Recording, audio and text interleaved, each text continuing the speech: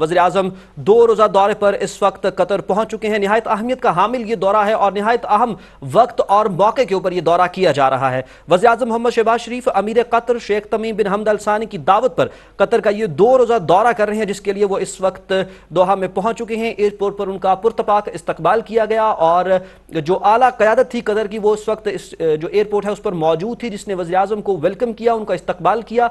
और इस दौरे के हवाले से आपको ये भी बताते चलें कि इस दौरान ज़राअत, काबिल तजदीद तवानाई, सियाहत, लाइफ स्टॉक समेत मुख्तलिफ शुबों में फायदे तय पाएंगे और कतरी सरमायाकारी को इस दौरे से फरोग भी मिलेगा। आपको यह भी बताते चलें कि इस दौरे से कबल वज़ीर-ए-आज़म ने एक निहायत अहम ट्वीट भी किया था, जिसमें उन्होंने कहा कि 2 रोज़ा दौरा दोस्ती और भाईचारे के रिश्ते को मजीद मजबूत बनाएगा। इस ट्वीट से भी आप अंदाजा लगा सकते हैं कि इस दौरे की अहमियत कितनी है। वज़ीर-ए-आज़म ने कहा था कि तारीखी तस्वीराती ताल्लुकात को मजबूत स्ट्रेटेजिक शराकतदारी में बदलना चाहते हैं।